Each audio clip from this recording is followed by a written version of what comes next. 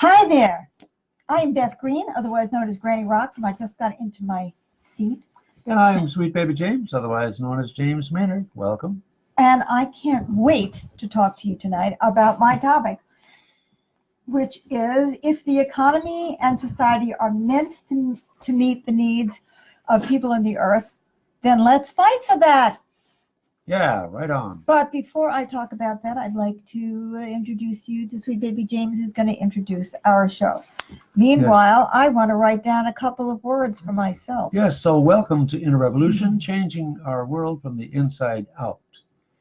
And we air every Monday and Wednesday at 6:30 p.m. Pacific time, where Granny Beth shares her wisdom, her wit, and her very uncommon sense. Okay, I'm writing down a few notes, which is pretty funny, actually. 3 words. And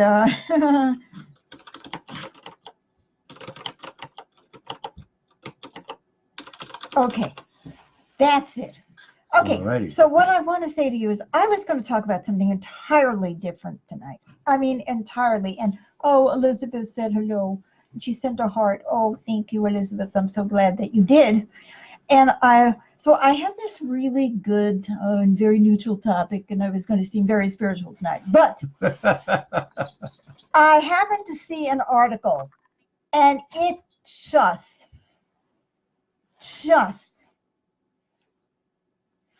floored me. I mean, I don't know why. It's not like I don't know this stuff, but, you know, sometimes the truth hits you in the eye like a big pizza pie, right? Yeah, that one. Okay. Right.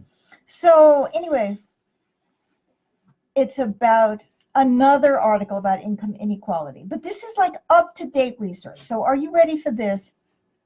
So America's wealth divide, which is the measure of the country's wealth held by the most affluent compared with the rest of the population, has grown substantially over the past few decades. While the top echelon has recovered since the 2008 financial crisis, the middle class hasn't enjoyed that same fortune, not just the middle class, according to researchers at the Brookings Institution. Income inequality in the U.S. is higher than in other advanced economies, according to the Pew Research Center.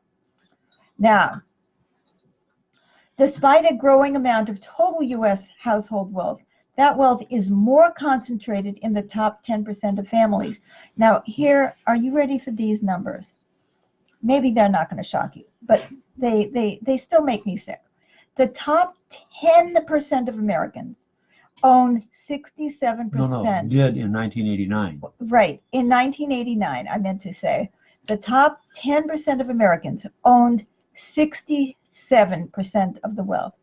In 2016, and that's even before Trump came in and did all this that stuff. Big tax break to the wealthy. Tax break to the wealthy.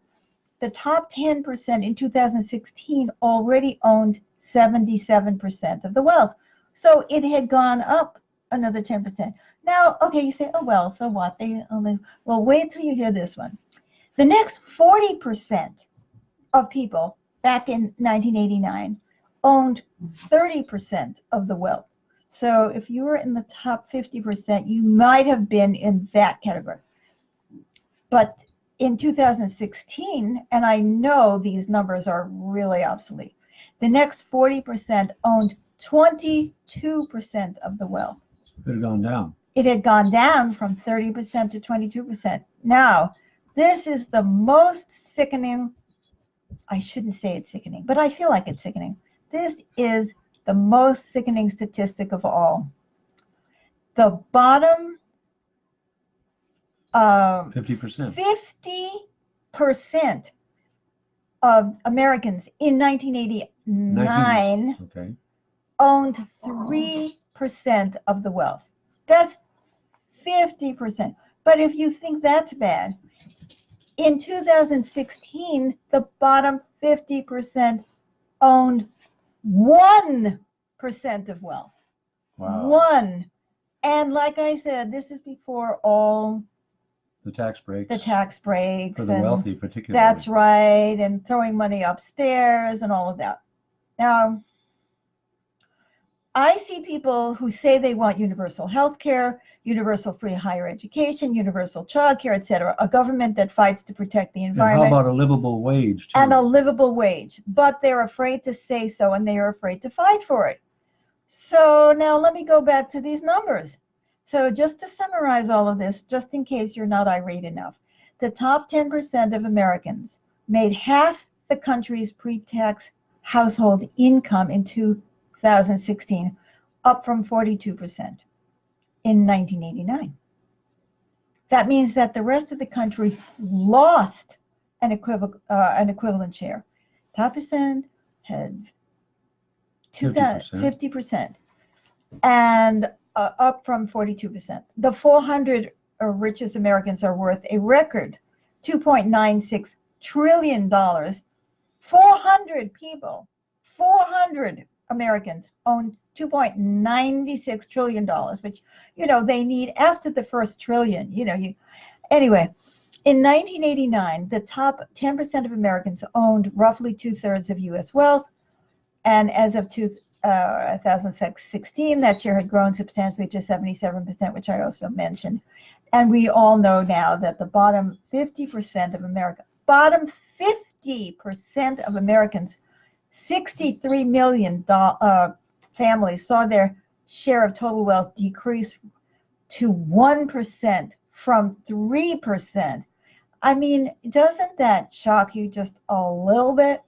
Their average wealth decreased from about $21,000 to $16,000. Wow. Decreased to $16,000, their overall wealth, not the 2.76 trillion.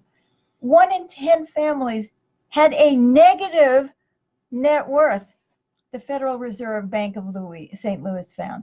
Almost 40% of Americans wouldn't be able to cover an unexpected $400 expense using cash or savings, according to the Federal Reserve Board. Now, what does this have to do with what I'm talking about tonight?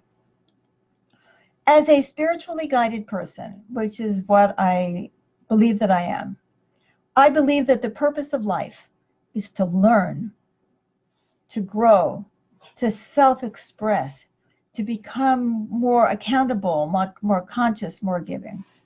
But for all of this, we need to have our basic needs met. And they're not. Now, for example, James and I have Medicare, but we are buried in medical expenses that aren't covered. We are in our mid-70s, but do not have money for retirement. And we have it better than so many others in our nation and in our world. And God, I'm not even talking about the rest of the world, right? Again, as a spiritually guided person, I believe in 3 fundamental principles: oneness, accountability, and mutual support. And I believe that oneness requires us to care for one another, realizing that whatever happens to you happens to me, that we are all one, that we live in a connected world. Accountability means that I need to examine the impact of my words and deeds on others, including other species and the environment. And mutual support, which means we actively support one another to thrive so we can all thrive in a thriving world. I call that the purpose of the economy and the society is to meet the needs, the real needs of people in the earth. Now, when you think about it, that's not happening. It's so obvious. So true. The environment is being thrashed. People's dreams are being taken away. There's the wealth of the bottom 50% has decreased over the years. Right. There's lead in the water. Kids' school lunches are being reduced. Now we have a new budget from President Trump, which is going to attack even more the poorest Americans. Yeah. While giving increases to others, and also taking money away from protecting the environment, all the wrong things. It's all going the wrong direction. Now, when you start thinking about voting, are you thinking about voting for what you believe in? Or are you thinking about voting for who the pundits decide will win? And the next question I want to ask you is, are you afraid of the word socialism? to tell you the truth, I am not afraid of the word socialism. I am much more afraid of the word capitalism. Yeah, because we're seeing what happens with capitalism run amok. That's right. That's right. So you don't have to be a socialist to believe that the purpose of the economy is to meet the needs of people and the earth. I mean, what else is the purpose of the economy? What else is the purpose of society?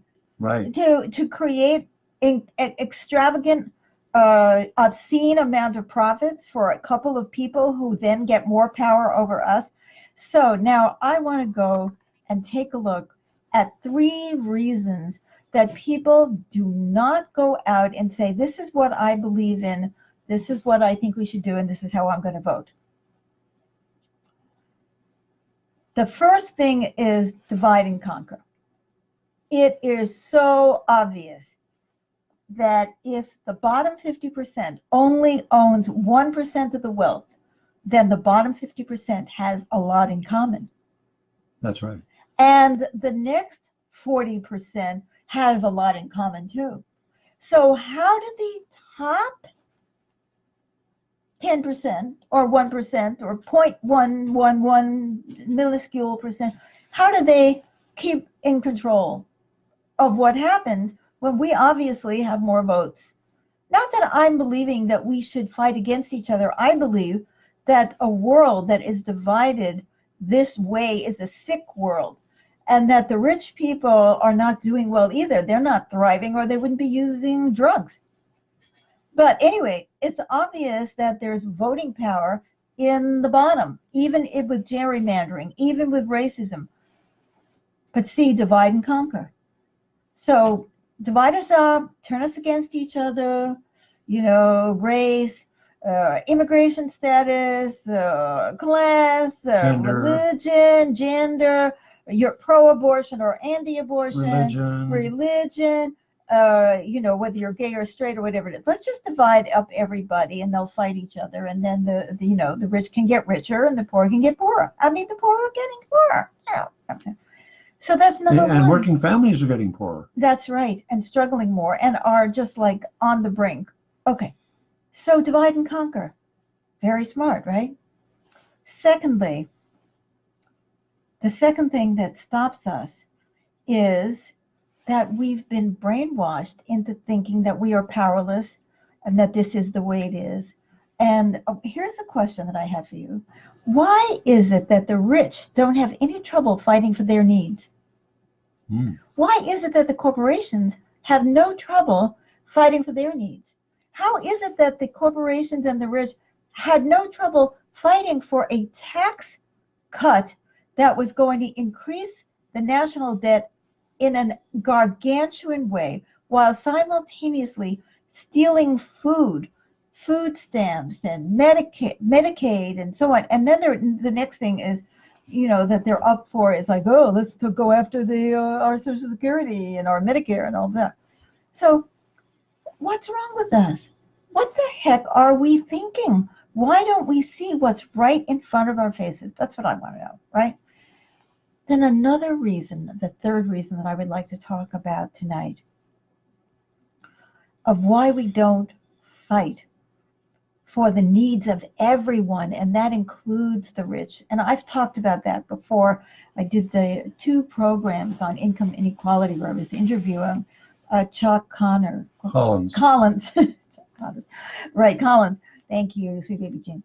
About his, about the income inequality and everything that he knew. And we talked about this, because he was one of the 1%, and he gave it all up to become one of us. And he did it because he was suffering from the isolation of being one of the super wealthy and not feeling the support. And that was an incredible thing. But I would like to take on this particular aspect of it tonight, which is we are afraid of the word socialism. Now, because we're branded that way by those who don't want to see these changes happen. Right. Now, what is socialism? I don't know. I mean, I don't even know what it means. It means that, oh, yes, maybe we should redistribute. See, what happens, guys, is that wealth is being redistributed up. It's going up. But when it's going down, it's socialism, right? We know this, okay? Now, I've heard the phrase socialism for the rich. That's right. Now, I want to tell you a story that I hope you enjoy. Many years ago, when I lived in Cleveland, Ohio, which was in the early 70s, thank you, Jane, I was active in a strike of independent truckers who were just being squeezed out by energy costs, you know, the cost of fuel and so on. And I went down from Cleveland, where I lived, down to Akron, where the heart of this strike was. And I was trying to help. I was with a group of people, and we were trying to change the world from the inside out and from the outside in at that time. And I was trying to help the truckers' families get food stamps and other support for them so that they could live through this strike. And we were making bumper stickers, just a handful of us. I was in a truck with a big, you know, one of those big trucks. No, with those trucks that have the double trailers and all that. And I was in the front, and we were talking to people because we had started we were going to do a rally in Cleveland to support the truckers. And because everybody was suffering at that time from the what was happening with the prices of fuel and the struggle that these people were having to survive. And I was really, really close to those people, especially the women, but not just the women. You know, we were friends. I was constantly there supporting him. And one day when I went to Akron for a meeting, we were doing some very funny bumper stickers. They're very partisan, so I don't want to say it anymore because I'm not that kind of a girl anymore. I've gotten much more like neutral and calm and all of that. But anyway, when I came in, I could see that the white faces were even whiter than usual, right? And they told me that representatives of the union that they belonged to had come down and told them to get rid of me. Oh. Because I was a socialist. Oh. And I was not a communist. You know, they said, oh, you know, communism, Soviet Union, Russia, China, you know, it's nothing of the sort. I wasn't anything like that. I was just talking about helping people to fight for a more equitable world, a fair world, you know, the needs of people being met. And they threw out that word. They decided that I was a communist, and they threatened my friends that they had to get rid of me. And I say me because I was really the one who was spearheading this particular thing. And they did. They caved. And I don't blame them. They just couldn't stand up to that. That was maybe, I don't know, guys, 1973, something like that. Has anything changed? I hope so. How many years ago is that? 50 years? Can't be. I can't add or subtract. Okay. About 40, 50. About 50, almost 50 almost years. 50 years ago. Now the question, we have someone who calls himself a democratic socialist running for president. And there are a lot of people who are opening their mouths and talking about income inequality and unfairness and the power division in our society. Have we grown up enough to stop listening to the nonsense that turns us one against each other because of sex, race, class, religion, and all of that? And labels. Labels. Have we grown up enough to say we're being fooled into thinking that we can't win just because they don't want us to win, even though a win for us is a win for all, because we would be building a society that really supports humanity and our growth and love and caring. And have we grown up enough to stop listening to that nonsense of throwing the words socialism around in order to stop us from voting for the highest good of all, including us. And that is the question that is facing all of us today. Mm-hmm. Yeah. You know what makes me laugh? The pundit said that Trump could never win. Right. He was outside the goody, establishment of the Republican Party, but he did win. Well, they're saying the same thing now about certain candidates in the Democratic Party. Mm-hmm. They'll never win. They'll never win.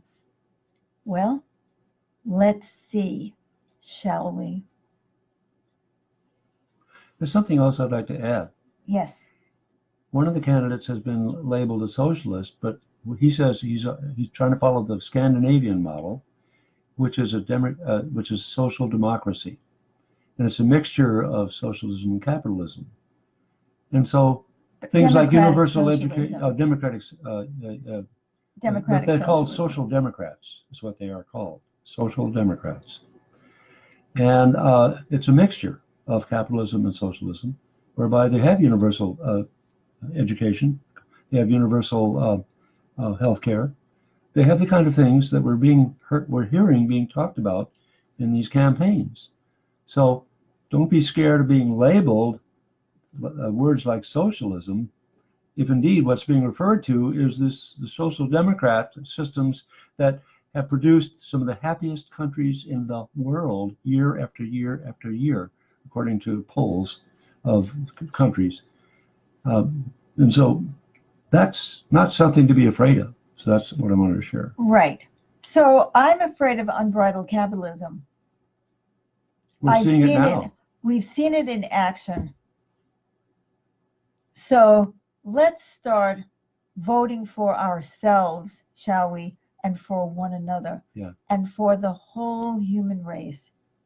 And Mary Chris said, hello, Granny. Hello, SBJ. Mm-hmm. So glad to see you, Mary Chris. I hope you've listened, you were able to hear this show. If not, listen to it now. So we come back again on Wednesday, and I never know what I'm going to talk about. So it's our show airs Mondays and Wednesdays and at 6:30 p.m. Pacific time. And we also broadcast Dreams of Peace on Thursday at 7 p.m. And I'm not interested in being partisan. I am interested in being honest. And I hope you are too. And meeting the needs of people. Meeting the needs of people and the earth. Until Wednesday, lots of love. Yes. Bye-bye for now.